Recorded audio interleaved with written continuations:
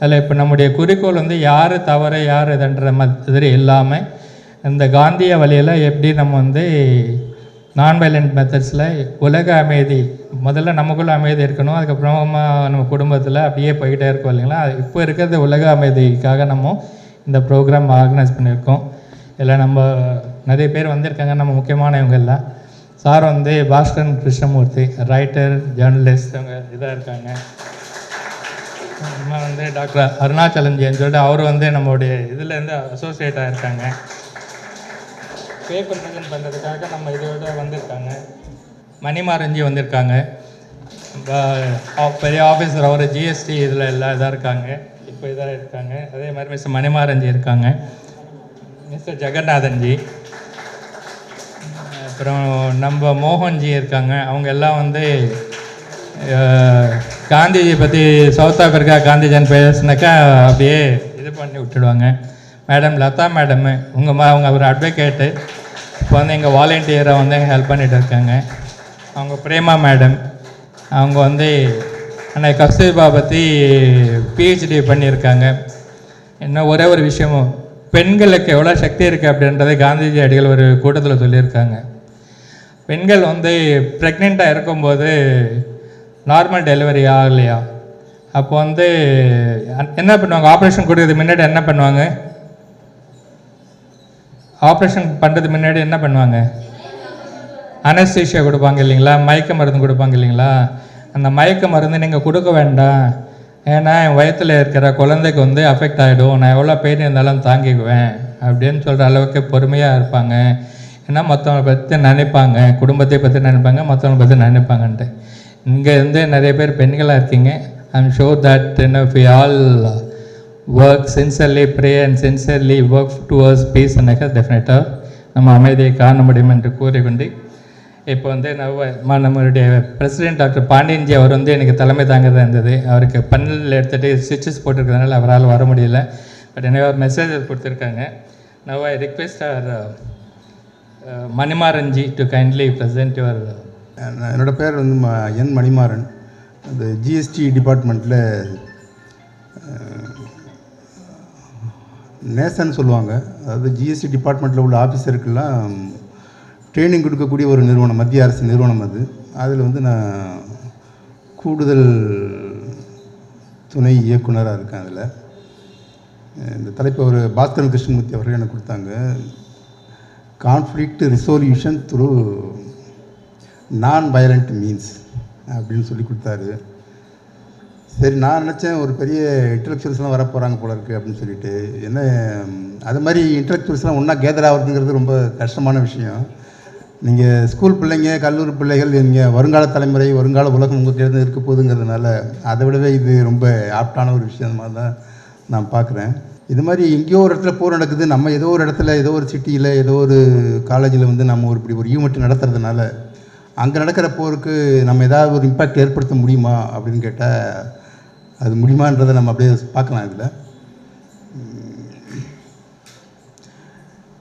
பார்த்திங்கன்னா திடீர்னு இதே சனிக்கிழமை பிப்ரவரி 28 அவங்க திடீர்னு ஈரானில் ஏற்கனவே 2-3 நாடுகளில் பரிச்சயத்தை பார்த்து அது ஈராக்கு, வெனிசுலா இங்கெல்லாம் சக்ஸஸ் ஆனதுனால இங்கேயும் சக்ஸஸ் ஆகிடும்னு நினச்சி அவங்க ஈரானில் குண்டு போட்டு அதனுடைய உச்சபட்ச தலைவர் கோமனியை கொலை பண்ணிட்டாங்க.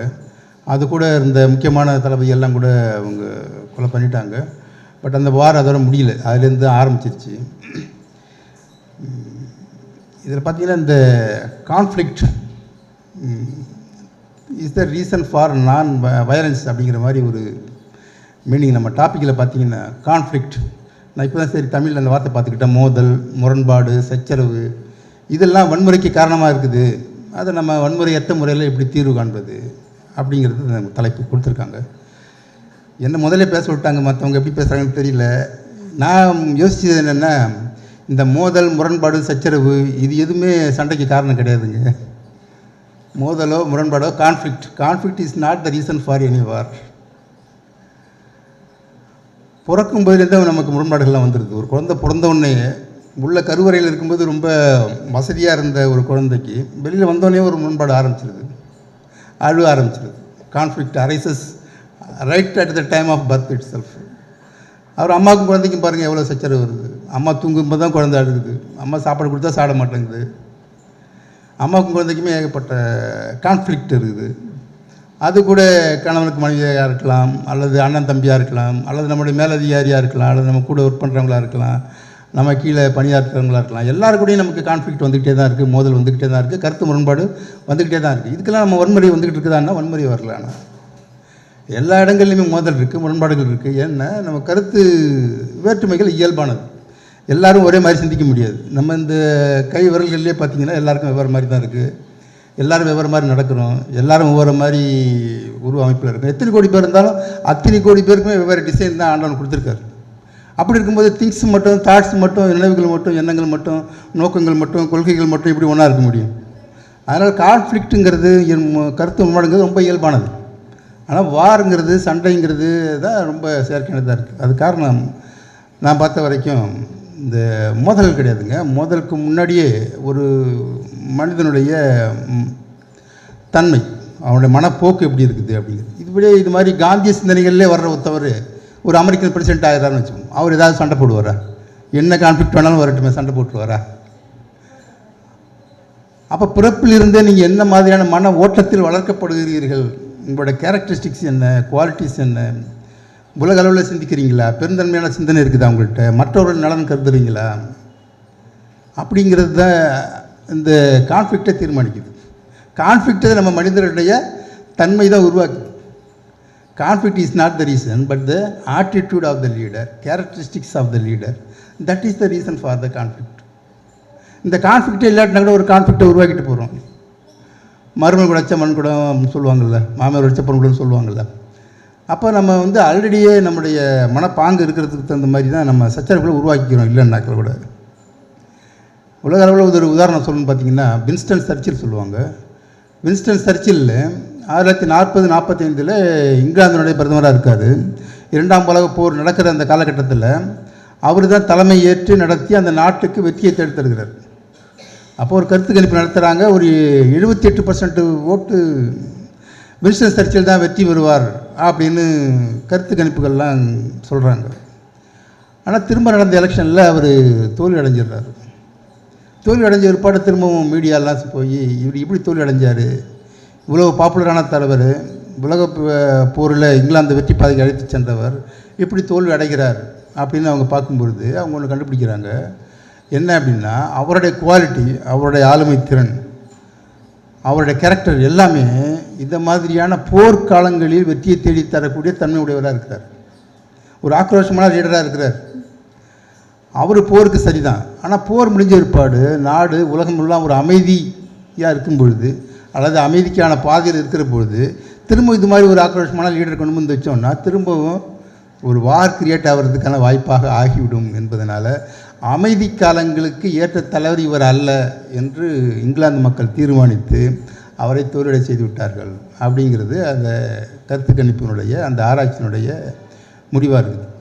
அதே போல் நம்ம பார்த்திங்கன்னா அலெக்சாந்தர் படை எடுத்து வந்தார், அசோகர் எங்கே பார்த்தாலும் போய் போரிட்டார், நெப்போலியன் போரிட்டார், ஹிட்லர் போரிட்டார். இவங்கெல்லாம் சச்சரவுகளுக்கு தீர்வு காணவா போரிட்டார்கள். இவர்கள் போரே புதிய புதிய சச்சரவுகளை உருவாக்கிடுச்சு. இந்த war creates the conflicts rather than conflicts leads the war. The war creates new conflicts. அதனால் இந்த சிறிய நிகழ்வு இங்கே நடந்தாலும் கூட உலகம் முழுக்கவும் இது போன்ற நிகழ்வுகள் வந்து நம்ம வன்முறை வேண்டாம் அப்படிங்கிறது நம்மளுடைய நோக்கமாக இருக்குது. அதை வந்து இது மாதிரி இளம் தலைமுறை பிள்ளைகளிடம் மனதில் விதையாக விதைப்பதன் மூலமாக இந்த மாதிரி ஒரு போர் சூழலற்ற அமைதியான ஒரு தலைமுறையை உருவாக்குவதற்கும் அந்த தலைமுறை நல்ல தலைவர்களை தேர்ந்தெடுப்பதற்கும் ஒரு நிகழ்ச்சியாக இந்த நிகழ்ச்சி இருக்குது. உலகம் முழுக்கவுமே இன்றைக்கி எல்லாருமே இன்டர் கனெக்டடு தான், எல்லாருமே டெக்னாலஜிக்கலி இன்டர் கனெக்டடு தான். உலகம் ஃபுல்லாக இன்றைக்கி இத்தனை நிகழ்வுகள் நடக்குது, உங்களை யாரும் பாராட்டலை. அவர் என்ன நினைக்கிறாங்க, போர் செய்கிறவங்க நம்ம வெற்றி அடைஞ்சிட்டா எல்லோரும் பாராட்டுவாங்க. இல்லை, போர் நடக்கிறதையே உங்களுக்கு ஏர்வானது தான். போரில் வெற்றி தோல்வின்னு உண்மை கிடையாது. போர் வெற்றி எங்கே இருக்குது, தோல்வி எங்கே இருக்குது? பல ஆயிரம் மனிதர்கள் இறக்கும் பொழுது பல ஆயிரம் கோடி ரூபா சொத்துக்கள் நாசமடையும் போது இதில் வெற்றி எங்கேருந்து வருது? நாசம்தான் வருது. அதனால் வந்து நம்ம வெற்றி அடைவோம், நமக்கு பாராட்டு கிடைக்கும் அப்படின்னா யாரும் நினைக்க வேண்டாம். உங்களுக்கு போர் ஆரம்பித்தாலே நீங்கள் தோல்வி அடைந்து விட்டீர்கள், அவ்வளோதான். அப்படிங்கிற மெசேஜ் உலகம் முழுவதிலும் உள்ள மக்கள் அந்த தலைமைக்கு தெரியப்படுத்துகிற பட்சத்தில் அவங்க போரில் ஈடுபடணும்னு நினைக்க மாட்டாங்க. இப்போ இருக்கிற தலைவர் என்ன பண்ணுறாங்க, அதுக்கு 4 பேர் யூனிஃபார்மோட போட்டு உட்கார வச்சுட்டு இவங்க ரொம்ப பாதுகாப்பான ஒரு இடத்துல உட்காந்துக்கிறாங்க. நமக்கு ஒன்றும் ஆகாது, நம்ம போர் முடித்த ஏற்பாடு திரும்பவும் எலெக்ஷன் ஆகி வந்து திரும்ப வரலாற்றில் நம்மளை வெற்றிகரமான தலைவராக நம்ம பேர் வாங்கிடலாங்கிறதுக்காக மட்டும்தான். கான்ஃப்ளிக்ட்டோ மோதலோ எதுவுமே கிடையாது. அவங்களோட மனநிலை தான் அது காரணம். நம்ம பாதுகாப்பாக இருக்கிறோம், அவங்க வீக்காக இருக்கிறாங்க, எந்த போர் இருந்தாலும் நம்ம தான் வெற்றி அடைய போகிறோம் அப்படிங்கிற மன ஓட்டம் அவங்களுக்கான. Over confidence, dominance, narrow minded,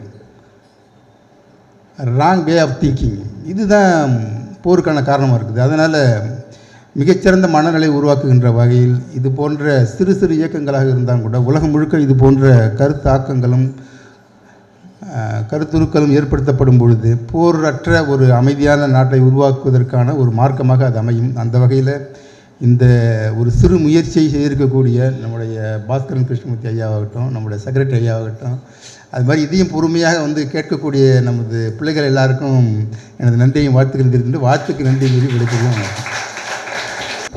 thank you sir. இதுக்கு முன்னாடி ஒரு பெரிய நிகழ்ச்சியில் இது பண்ணிகிட்டு இருக்கும்போது ஒரு பெரிய சிஎம் கவர்னர்ஸ் எல்லாம் பார்ட்டிசிபேட் பண்ணிட்டு இருந்தாங்க. அதில் சொல்லிட்டு இருந்தாங்க, காந்தியன் வழியில் வந்தவங்க அரசியலில் இருந்தால் கூட ஊழல் பண்ண மாட்டாங்கன்ட்டு. இப்போ ஐயா அதுதான் சொல்லிட்டு இருந்தாங்க. இந்த வழியில் வந்தவங்க வந்து அந்த மாதிரி இருந்தால் அவங்க போருக்கு போவாங்களா அப்படின்னு கேட்டாங்க.